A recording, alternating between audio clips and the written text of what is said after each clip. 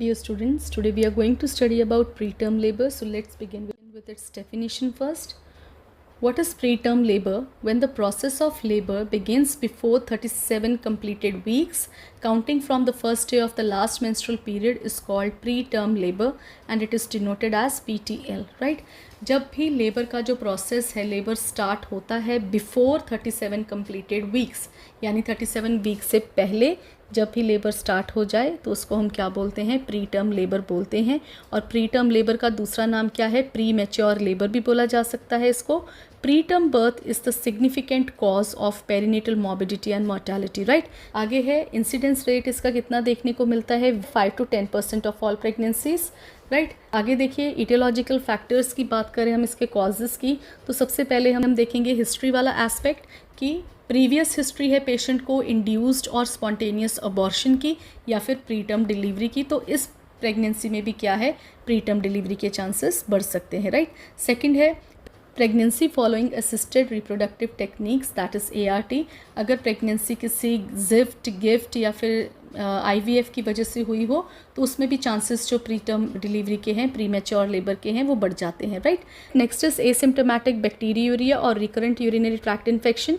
इन infections की वजह से क्या हो जाएगा? इन्फ्लामेशन हो जाएगी और इन्फ्लामेशन की वजह से क्या हो जाता है? यूट्रस में प्रायर जो है ट्रिगर हो जाते हैं कॉन्ट्रैक्शंस, राइट। इरिटेबल यूट्रस हो जाता है। आगे है स्मोकिंग हैबिट्स। अब स्मोकिंग की वजह से कैसे प्रीटर्म लेबर अकर होता है? जैसे हम जानते हैं कि स्मोकिंग के क्या क्या इल इफेक्ट्स है प्रेगनेंसी पे, जैसे कि वेजो कंस्ट्रिक्शन का होना, फीटल हाइपोक्सिया हो जाना, राइट, और प्लेसेंटल अब्रप्शन के चांसेस इंक्रीज हो जाते हैं। और स्पेशली क्या हो जाता है कि स्मोकिंग जो है अफेक्ट करता है कोलेजन फॉर्मेशन को, जो कि मेम्ब्रेन्स जो हैं उनको वीकन करता है और जिसकी वजह से वो इजीली रप्चर हो जाते हैं और जिसकी वजह से प्रीटर्म लेबर स्टार्ट हो जाता है, right. Low socio economic and nutritional status भी इनका एक कॉज है। कैसे?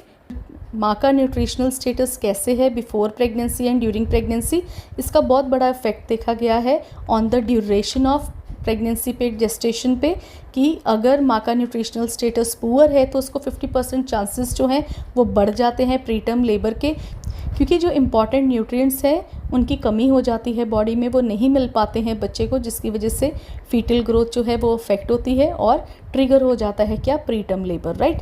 आगे है मैटरनल स्ट्रेस। मैटरनल स्ट्रेस का क्या है? हम जैसे सभी जानते हैं प्रेग्नेंट लेडीज़ को जनरली एडवाइस किया जाता है कि वो स्ट्रेस से बचें, ज़्यादा स्ट्रेस ना लें, ठीक है, क्योंकि इसकी वजह से क्या होगा? प्री मैच्योर डिलीवरी होने के चांसेस जो हैं वो बढ़ जाते हैं, राइट। सेकेंड है कॉम्प्लिकेशंस इन प्रेजेंट प्रेगनेंसी की। ये कॉम्प्लिकेशंस जो हैं ये 3 पार्ट्स में डिवाइड की गई हैं: maternal complications, fetal complications and placental complications, right. So सबसे पहले मैटरनल कॉम्प्लिकेशंस में हम देखेंगे प्रेगनेंसी कॉम्प्लिकेशंस। प्रेगनेंसी में कौन सी कॉम्प्लिकेशंस हैं जो प्रीटर्म लेबर स्टार्ट करवा सकती हैं? Pre eclampsia, antepartum haemorrhage, premature rupture of membranes and polyhydramnios. इन सभी पे वीडियोस अवेलेबल है, काइंडली देख लीजिएगा। Next is uterine anomalies. Uterus की कोई भी एबनॉर्मेलिटीज़ जैसे कि cervical incompetence and malformation of uterus, right. जो सर्विक्स है वो वीक है या फिर माल फॉर्म्ड है, ठीक है, वो सारी किस्में आएंगी यूट्राइन एनॉमलीज में और ये भी एक कारण हो जाता है प्रीटर्म लेबर का, right. Third is medical and surgical illnesses जैसे एक्यूट फीवर, एक्यूट पाइलोनेफ्राइटिस। और जनरली ये क्या है? जब UTI है जो कॉम्प्लिकेटेड हो जाता है और स्प्रेड करता है फ्रॉम ब्लैडर टू किडनी, ठीक है, थ्रू ब्लड स्ट्रीम, राइट, उसकी वजह से क्या हो जाता है? पाइलोनेफ्राइटिस हो जाता है, ठीक है। डायरिया कैसे कॉज करता है प्रीटर्म लेबर को? डायरिया के दौरान क्या होता है? डिहाइड्रेशन हो जाता है और इलेक्ट्रोलाइट इम्बैलेंस हो जाता है, जिसकी वजह से कॉन्ट्रैक्शंस जो हैं वो ट्रिगर हो जाते हैं और प्रीटर्म लेबर स्टार्ट हो जाता है। Acute appendicitis, toxoplasmosis. टॉक्सोप्लाज्मोसिस क्या है? जनरली ये फूड बॉर्न इलनेस है जो कि किसकी वजह से होती है? टॉक्सोप्लाज्मा गोंडाई पैरासाइट की वजह से होती है। और लास्ट है एब्डोमिनल ऑपरेशन। सर्जिकल ऑपरेशंस की वजह से क्या हो जाता है?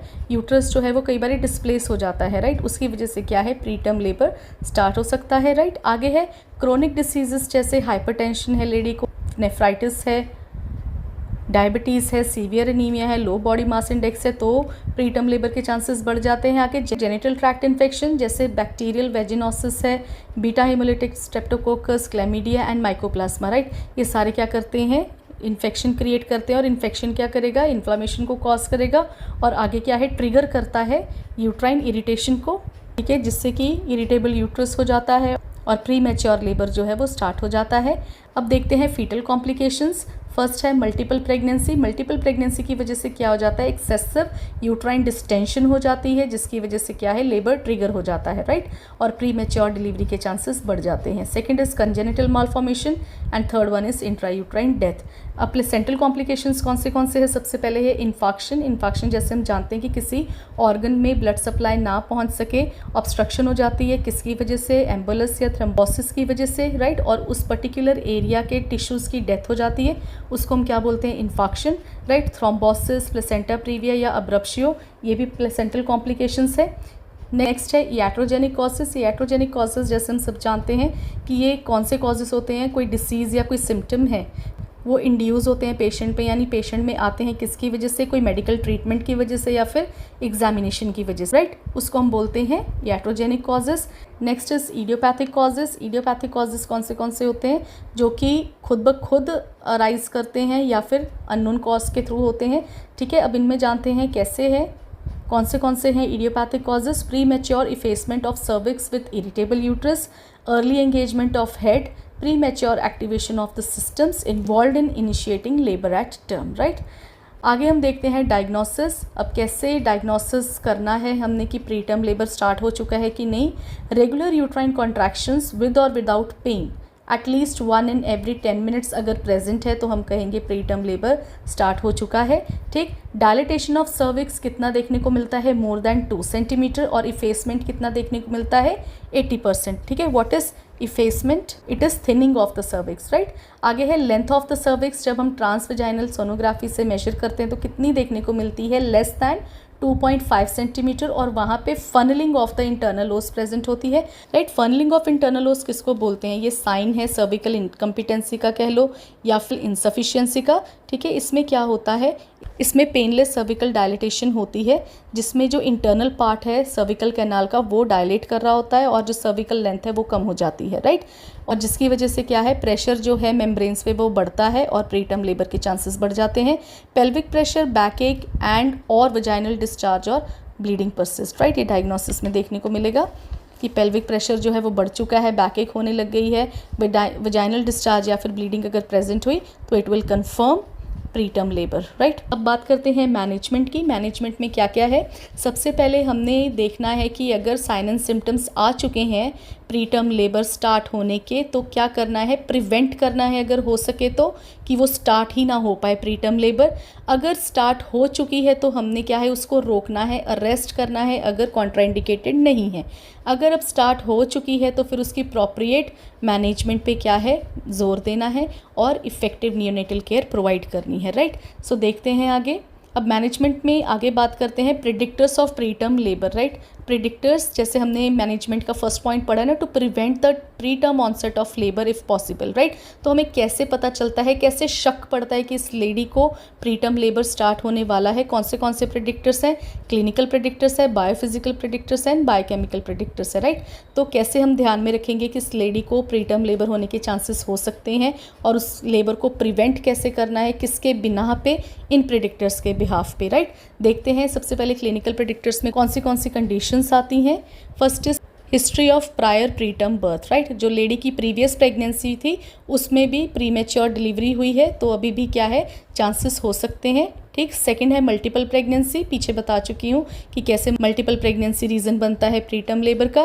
Presence of any genital tract infection या फिर symptoms of preterm labour, right, जो हमने पीछे डायग्नोसिस कन्फर्मेशन में पढ़े हैं, ठीक। आगे है बायोफिजिकल प्रेडिक्टर्स कौन से होते हैं, uterine contractions more than 4 per hour, ठीक है, 4 से ज़्यादा यूट्राइन कॉन्ट्रैक्शंस आ रही हैं per hour. Next is bishop score more than 4, right. Bishop score क्या है, इसको सर्विक्स स्कोर भी बोलते हैं, ठीक है। इसकी मदद से हम जान पाते हैं कि लेबर कितनी जल्दी स्टार्ट होने वाला है, ठीक है। और इसको हम प्री लेबर स्कोरिंग सिस्टम भी बोलते हैं, जिससे हम प्रेडिक्ट कर सकते हैं कि कितने चांसेस है सक्सेसफुल वजाइनल डिलीवरी के अगर लेबर को स्टार्ट करवाते हैं, ठीक है। और इसकी मदद से क्या है, हम स्पॉन्टेनियस प्रीटर्म डिलीवरी को भी असेस कर सकते हैं, राइट। आगे है सर्विकल लेंथ, ट्रांसवेजाइनल सोनोग्राफी की मदद से हमें कितनी मिलेगी, लेस देन 25 mm, राइट।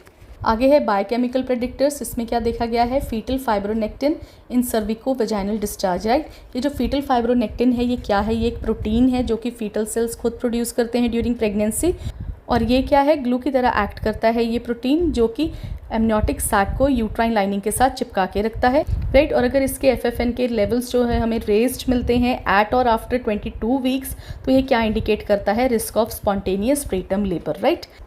आगे है principles of management of preterm labour. कौन से प्रिंसिपल्स को फॉलो करना है? Number 1, glucocorticoids to mother to reduce neonatal respiratory distress syndrome, intraventricular haemorrhage, necrotising enterocolitis, bronchopulmonary dysplasia and symptomatic patent duct arteriosus, right. हमने glucocorticoids को administer करना है ताकि इन सब के जो चांसेस हैं नियोनेट में वो रिड्यूस हो सके। आगे है antenatal transfer of mother with fetus in utero to a tertiary centre equipped with NICU, right. Fetus in utero के बारे में हम premature rupture of membranes में भी पढ़ चुके हैं कि हमने जब बच्चा माँ के पेट के अंदर है, फीटस इन यूट्रो ही है, तो तभी हमने मदर को उस सेंटर में भेज देना है जहाँ पे निकू की, नियोनेटल इंटेंसिव केयर यूनिट की सारी जो फैसिलिटीज़ हैं वहाँ पे अवेलेबल हो, right. Antenatal transfer of mother कर देना है। आगे है टोकोलिटिक ड्रग्स। टोकोलिटिक ड्रग्स कौन से होते हैं? जो कि कॉन्ट्रैक्शंस को स्टॉप करवाते हैं, इनहिबिट करवाते हैं to the mother for a short period unless contraindicated, right. हमने क्या जैसे सेकेंड पॉइंट में पढ़ा था ना मैनेजमेंट के, arrest preterm labour if not contraindicated, तो यहाँ पे क्या है? टोकोलिटिक ड्रग्स को एडमिनिस्टर करेंगे for short period of time अगर वो कॉन्ट्राइंडिकेटेड नहीं है, राइट।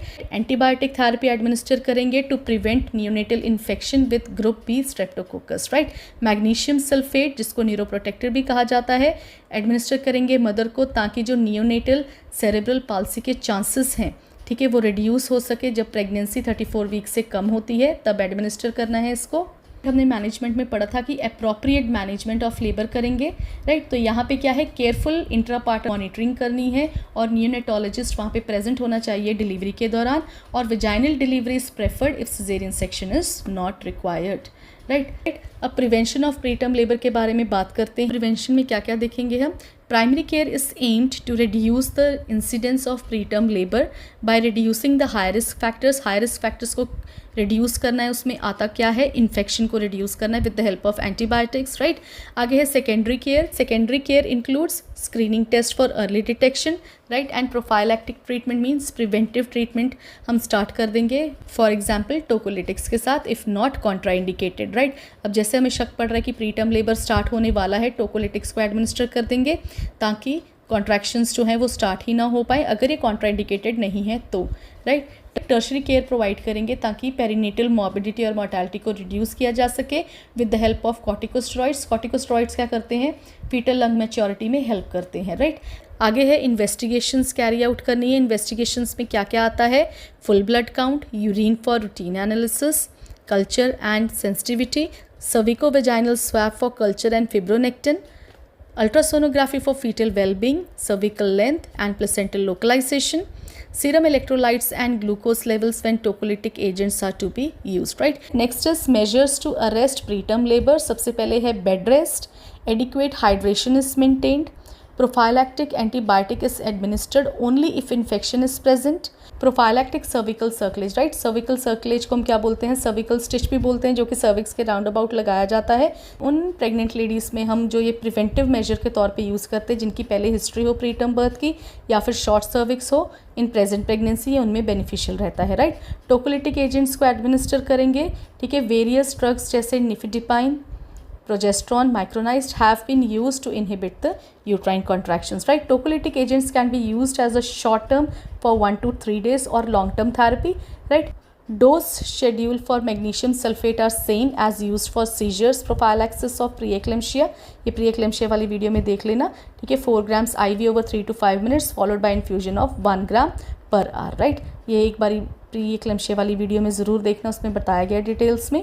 नेक्स्ट है मैनेजमेंट इन लेबर। अब लेबर स्टार्ट हो चुकी है, प्री टर्म लेबर, तो कौन से प्रिंसिपल्स को फॉलो करना है? First one is to prevent the birth asphyxia and development of respiratory distress syndrome, second to prevent birth trauma, and third one duration of labor is usually short, right. अब first stage में क्या देखना है? The patient is put to bed to prevent any early rupture of membranes, right. Second, to ensure adequate fetal oxygenation by giving oxygen to mother by mask, ठीक है. Foetus तक oxygen तब पहुंचेगी अगर माँ को प्रॉपर ऑक्सीजन जो है वो प्रोवाइड होगी. Epidural analgesia of choice, Labor should be carefully monitored, preferably with continuous EFM. What is EFM here? Electronic foetal monitoring, right. Electronic foetal monitoring क्या है? ये प्रोसीजर है जिसमें इंस्ट्रूमेंट्स की हेल्प से हम लोग बच्चे की जो हार्ट बीट है उसको कॉन्टीन्यूसली रिकॉर्ड कर सकते हैं और साथ के साथ जो कॉन्ट्रैक्शंस है मदर के उसको ड्यूरिंग लेबर हम रिकॉर्ड कर सकते हैं, राइट। सिजेरियन डिलीवरी उन केसेस में की जाती है जहाँ पे ऑब्स्टैट्रिकल कॉम्प्लिकेशंस राइज हों, ठीक है। आगे है नाइने क्वे नॉन। क्या है? ये एक लैटिन वर्ड है जिसका मतलब है without which something won't be possible, right. तो यहाँ पे क्या है कि विदाउट निको गुड आउटकम जो है वो पॉसिबल हो ही नहीं सकता, इसलिए जो ये निको के प्रोविजंस है, नियोनेटल इंटेंसिव केयर यूनिट के जो प्रोविजंस है वो वहाँ पे होने चाहिए, फैसिलिटीज़ अवेलेबल होने चाहिए, राइट। आगे सेकेंड स्टेज में क्या है? The birth should be gentle and slow to avoid rapid compression and decompression of the head, right. Second stage क्या है? इसको डिलीवरी स्टेज भी बोलते हैं। तो इस स्टेज को हमने क्या है बड़ी केयरफुली जेंटली हैंडल करना है ताकि जो फीटल हेड कंप्रेशन और डीकम्प्रेशन है उसको अवॉइड किया जा सके। इसको हम और कैसे अवॉइड करवा सकते हैं? एपिसियोटमी प्रोवाइड करके। और अगर हमें दिख रहा है कि जो सेकेंड स्टेज है वो डिले हो रही है तब हम यूज़ करेंगे फोर्सेप्स, वो भी लो फोर्सेप्स, और वैसे जनरली रूटीन फोर्सेप्स यूज़ करना अलाउड नहीं है, राइट। आगे है जैसे ही बच्चे ने जन्म ले लिया है कॉर्ड जो है वो इमीडिएटली क्लैम्प करनी है ताकि हम प्रिवेंट कर सके हाइपरवोलेमिया को और हाइपरबिलीरुबिनीमिया को। तो हाइपरवोलेमिया क्या है? फ्लूइड ओवरलोड, और हाइपरबिलीरुबिनीमिया क्या है? जब बिलीरुबिन का जो लेवल है वो हाई हो जाता है इन ब्लड, राइट। इन चीज़ों को प्रिवेंट करने के लिए हमने क्या है कॉर्ड इमीडिएटली क्लैम्प कर देनी है। To shift the baby to neonatal intensive care unit under the care of neonatologist, right. आगे है शॉर्ट टर्म थेरेपी क्या प्रोवाइड की जाती है इसमें और उसके ऑब्जेक्टिव्स क्या है? To delay delivery for at least 48 hours for glucocorticoid therapy to the mother to enhance fetal lung maturation, right। में एटलीस्ट 48 hours तक डिलीवरी को डिले करवाने की कोशिश करते हैं ताकि ग्लूकोकॉर्टिकॉइड थेरेपी जो है वो एडमिनिस्टर कर सके। इसकी हेल्प से क्या होगा? ग्लूकोकॉर्टिकॉइड थेरेपी की हेल्प से कि जो फीटल लंग मैचुरेशन है उसमें हेल्प मिलती है, राइट। आगे है in utero transfer of the patient to a unit with advance neonatal intensive care unit, right. जब लेडी प्रेग्नेंट है यानी बच्चा जब अभी यूट्रस में ही है उसी टाइम ही पेशेंट को हमने रेफ़र कर देना है, ट्रांसफ़र कर देना कहाँ? जहाँ पे न्यूनेटल इंटेंसिव केयर यूनिट की जो फैसिलिटीज़ है वहाँ पे अवेलेबल हो, राइट। ग्लूकोकॉर्टिकॉइड थेरेपी की बात करते हैं। ग्लूकोकॉर्टिकॉइड थेरेपी हम कब एडमिनिस्टर करते हैं? जब pregnancy is less than 34 weeks, और इसकी मदद से क्या होगा? एक तो फीटल लंग मैचुरेशन होगा और जो रेस्पिरेटरी डिस्ट्रेस सिंड्रोम है और इंट्रावेंट्रिकुलर हेमरेज है इसके जो चांसेस है वो कम हो जाएंगे। This is beneficial when the delivery is delayed beyond 48 hours of the first dose, और इसका जो बेनिफिट है ये कब तक लास्ट करता है? 18 days तक, राइट।